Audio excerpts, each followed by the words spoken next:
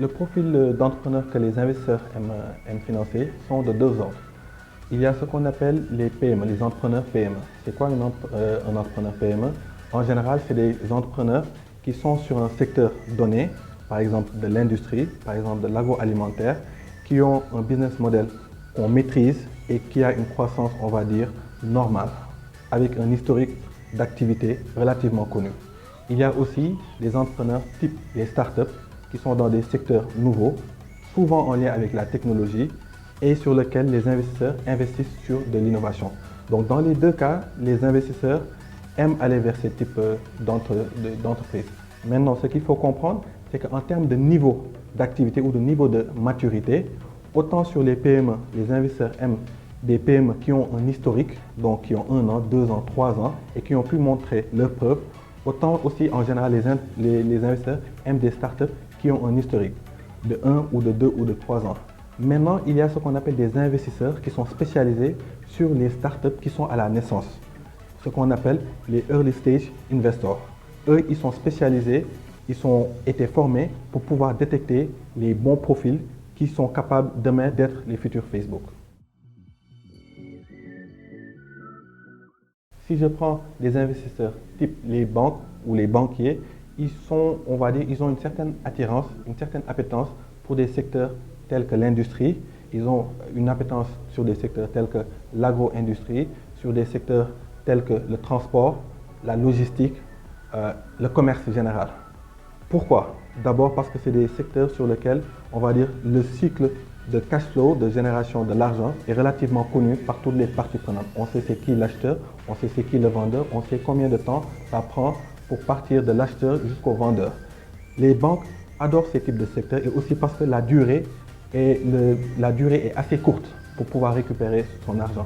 Maintenant, mis à part ça, il y a de nouveaux secteurs comme les secteurs du numérique sur lesquels il y a des investisseurs qui se spécialisent et qui de plus en plus ont cette appétence pour aller sur ce secteur du numérique parce qu'aujourd'hui, si vous le savez bien, le numérique est en train de s'étendre, on va dire, sur tous les autres secteurs. Nous parlons de agritech, donc agriculture et la technologie. Nous parlons de fintech, donc tous les métiers de la finance en lien avec la technologie. Donc de plus en plus, nous allons voir des investisseurs qui vont s'intéresser dans les prochaines années, dans les prochaines décennies, vers tout ce qui touche aux startups de manière générale.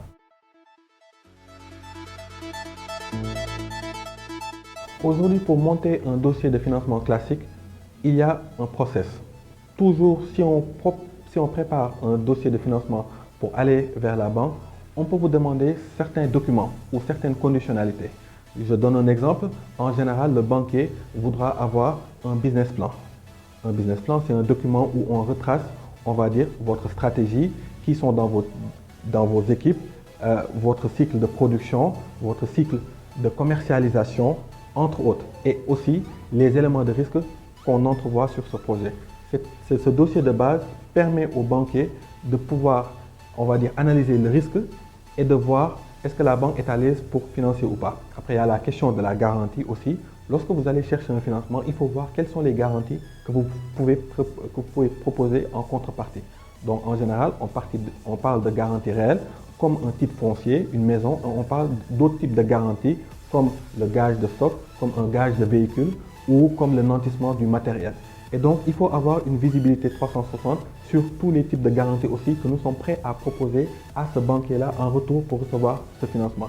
Et aussi de préférence, il faut aussi demander conseil à des experts en financier.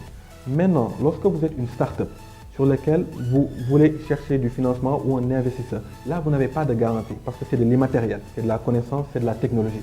Pour ça, ce qui intéresse les investisseurs en général, c'est d'une part la qualité de l'équipe que vous formez, mais aussi le fait que vous vous positionnez sur une activité, sur une proposition de valeur qui a une capacité à croître dans la durée et qui demain, éventuellement, pourra se valoriser à plusieurs millions ou centaines de millions de francs CFA. Oui, j'ai plusieurs conseils à donner aux entrepreneurs de manière générale, aux entrepreneurs africains. La première des choses, c'est qu'aujourd'hui, l'entrepreneuriat s'apprend. On ne devient pas entrepreneur juste par intuition, juste par envie. Il faut aussi être prêt à s'entourer de personnes de compétences qui ont cette capacité à vous faire avancer rapidement. Je ne suis pas bon en finance, je n'ai aucune connaissance en finance. Il va m'être difficile pour moi de pouvoir négocier avec une banque un financement. il serait préférable de pouvoir s'entourer de quelqu'un qui a ces compétences-là et qui vous accompagne. Donc, il faut être prêt à s'ouvrir à d'autres personnes qui ont de l'expertise. L'autre élément aussi qui est extrêmement important, c'est qu'il faut aussi avoir cette capacité à exécuter. De plus en plus, nous sommes à l'ère de la donnée, nous sommes à l'ère du business intelligent. Donc, il faut décider, il faut choisir en ayant des éléments de données qui vous permettent de savoir où aller et avancer sur votre stratégie. Si vous croyez en votre business, il faut avoir cette capacité à être résilient.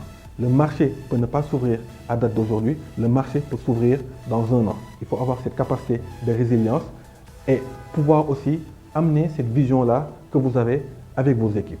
Entre autres, il y a d'autres recommandations que je pourrais donner, mais restons-en à cela.